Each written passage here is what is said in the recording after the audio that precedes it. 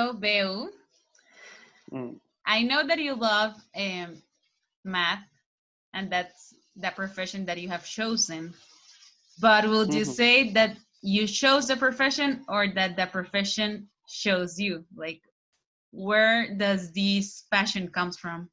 I remember when I was like 12 years old, and I was studying like in a private school in Brazil, and they have select like the best students to participate in a math Olympiad, a competition.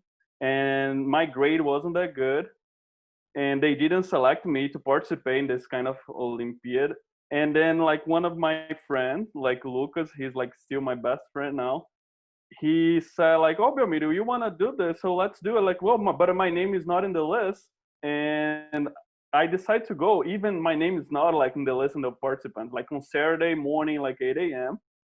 And then when I came there, I said like, "Proctor, my name is not here," but like was a mistake. I lied, like saying that was a mistake that my name wasn't there. The proctor provided me like extra copies, and I did like the test. And the only one selected was me for participating in the next like level. After that, like I don't know why I decide to do this, but after that moment, like math and like my life start walking together. I don't know like who pick who. I don't know if math decide to be part of me or if I decide to be part of math. But at that moment, I felt like it's not fair. They're like they should give opportunity to everyone. My grade doesn't represent me. I was just lazy. Like I think that I was good, but I was lazy. Like what? What is the point? Like when you are 12 years old, you don't care about grades. You just care about play, especially in Brazil, play soccer, be around friends, play video games. Have you ever felt like you have to do an extra effort to receive this respect that you're talking about? Yeah, but this and math area is like all the time. Like when I was in Bahia, I had to like work hard. Otherwise, like people is gonna say bad things about you. When you move to São Paulo, I have to work extra hard because we have the stereotype that people from Bahia is lazy. And I did my master in São Paulo, so I had to work extra hard to show like it is not. It's just like bullshit. And also for the other mathematicians around me, I have to also prove like all the time you have to prove that you're not the worst. Basically, they are trying to point you like, oh, you don't do research, oh, you teach bad, like whatever. They're gonna find a way. They're like math like area. I would say is like a very tough place to have friends and to feel comfortable because all the time people are going to be judging you. I can count like in my hand how many math friends I have because all the time like I feel they're just judging me. So yeah, I have to prove extra hard all the time that I'm not that bad for them. Here in US, in São Paulo, or even when the place that I started in Bahia. And why is that? Do you know? Like, why do you have to work extra hard to prove something for someone? Because I think in general their logic is kind of like math is something very precious, and you should give like the like good amount of time to do this kind of thing. So if I remember one fact, when I was in Rio, I was doing my master in Sao Paulo, and I traveled to Rio to do a summer class. And one day I went to the beach in Rio de Janeiro, Copacabana. Like you're there, you're gonna go and see like what's going on, right? And I took a picture and I posted in my social media. One of the mathematicians that was like doing master with me in São Paulo, he made a comment like, "Oh, I thought you're in Rio to study, not to go to the beach." Yeah, it should be hard to separate yourself from who you really are and also your passion. No, I was thinking because like I love math and I love teaching math. And people in general from the math department, they love research. Like it's research first, and then like teaching math second. So, but for me, it's like the opposite, and they don't like that. Let's say that you wouldn't listen to all of this and that you would follow your instinct and your essence, that you will be Belmiro in your whole, right? Your academic, your social, and your passionate being. what would you see yourself you're giving to others when holding that authentic Belmiro?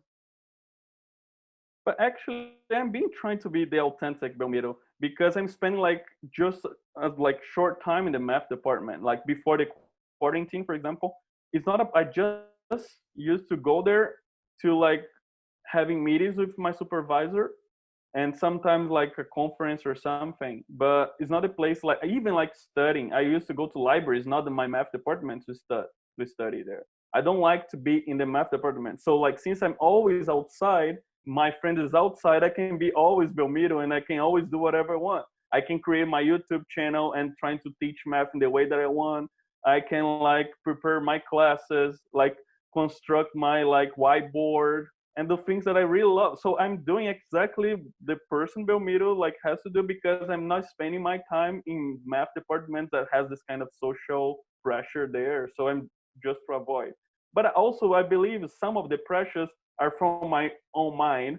So I don't think like this whole pressures came from there. I also like maybe have some that's my pressure and I'm trying to like mirror this pressure to them, like saying like, oh, that's their fault. So I think also I have a couple of things inside me and I'm blaming them, but maybe it's like my thing. Like, Where do you think your willingness of sharing your knowledge comes from? mm, no idea. I don't know. It came from when I born. I don't know. When I was born, I don't know. Cause like my personality is like I like to be around people. It's like part of me being around people. I have like I love being around my friends, family. Of course, everybody has your like time to be like away by himself, but I in general like to be around people and I don't know. In some way having like the control of my class, like knowing what I'm gonna, not having a boss saying what I have to do. I like this kind of freedom. Like I can go to my classroom. I'm the boss there, and I can teach math in the way that I like. This idea like came since I was a child. Like wow, I want to be a professor because I want to have like be my own boss. No one tell me what I have to do or what I have to teach, and since I like to be around people, this kind of things start mixing and like, and I don't know. And someone thought, oh, you teach good, like oh, you're like good teacher, like yeah, like, and then I don't know when. That's a good question. Maybe it was when I was a teenager or something when I started doing like tutoring. And now, thinking the other side, your not mathematician friends, what face of Belmiro do they see? They probably see also this funny guy with this kind of cheesy jokes, the same personality as I'm a teacher, but also they're gonna see a complainer because I love to complain about everything. Because I want to make. I'm very like perfectionist, so like I like to. I have like my logic, like everything should go in some way. If it's not going the way that I'm expecting, it's like, oh, that's like not good, whatever. So I think they can see also this both phases, like when it's not going to the direction that my algorithm create here, and they're gonna be probably a complainer. And also they know that my friends in Brazil, like the friends that I know since like I was 3 years old, they call me like, "Oh, come on, complainer." So because they know like if it doesn't go in the way that I had planned, I'm gonna start complaining. I don't know. They see this both face, but if everything goes the way that I had planned, I'm gonna be like the funniest guy, like making my jokes and make everyone laugh and like yeah. Let's go to the part of the shell, right? If I could describe your shell with from what I see, I would say you are a man, Brazilian man, brown skinned guy. From what I've seen, you're funny. Yeah, indeed, you're funny. If I describe your shell, your outside shell, that's what I Mhm. see. What moves you as a person? I think my family, I would say, because like everything was like very hard for my mom when she was like a child. When she born, actually, when she was born, basically her mom left her because she was from like my mother's mom, my grandma was from a rich family, and my grandpa was from a poor family. So they basically had a thing, and she got pregnant, and then this rich family said like, you're not gonna have a kid with this poor family. So basically she gave my mom to my grandpa, and she ran away. So we never had any news about it, and everything was like very hard for my mom. And like growing knowing that she was kind of rejected by her own mom, like was, I guess, was hard for her. And like I want to do like something good for her in the future. So what, and always she has been trying to give me the best. So she had me when she was 20 years old, I think. Yeah, when she was 20. But my father and her, they split up like 3 months after. So she had to raise me by her own. It was a bit hard because she was asking my father to also help with my education and everything. So she had to fight a lot to give me like a higher education, because she knew at the end of the day the only way that she could change my life was with education. And I think like she never thought in like her best dreams that it would be in like in the first country in terms of economy doing my PhD here. So like I think everything that I have done like just make her proud, but also I want a little bit more. I want to give her like a good house for her, or like something that I should return everything that she deserves. So I think at the end of the day, what moves me like this. So without my mom, like I would be like, what I'm doing this like for what? Like there is no reason. I think that's like my main part is like my mom specifically. Eh, So you are the first of your mom's kids. Hmm. You have this deep bonding relationship with your mom, and aside, you're the eldest. So you're the big brother for them. Do you think Hmm. that these roles have played a part in the pressure that you feel for growing in an academia,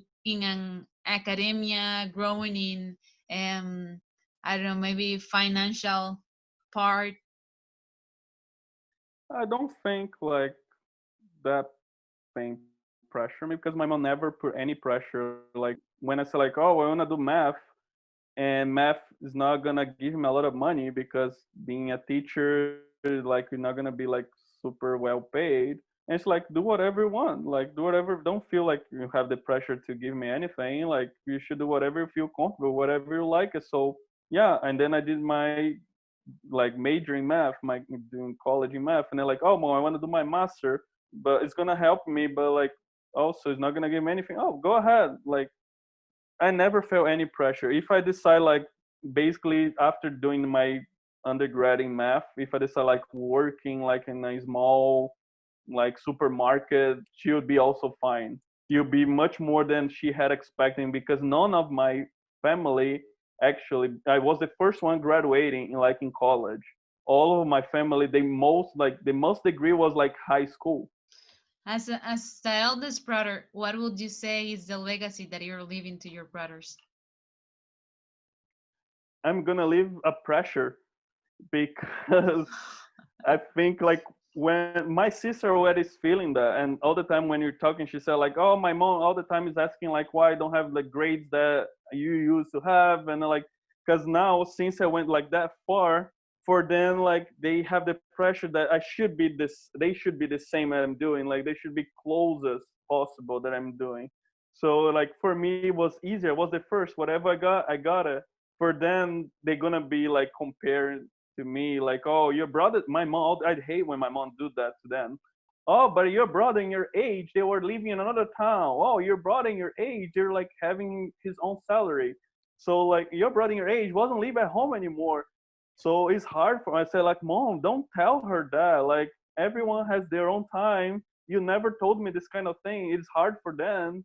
So I am the one now trying to balance and like, mom, you shouldn't do this. So getting the two parts together, Belmiro in the academic area, Belmiro in the social area. What would you say is the calling that Belmiro is attending to?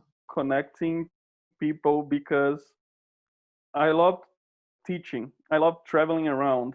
I love like meet new people. I love to learn like a different culture, and like when I learn a different culture, it changed me. It changed like how I am, and basically when it changed me, I create a connection, and like that's what basically what I'm doing, like connecting people and spread the math in some way that I can, like the most way that I can. Like that's the reason, like that's the thing that kind of answer your question is also is like connecting. I love that.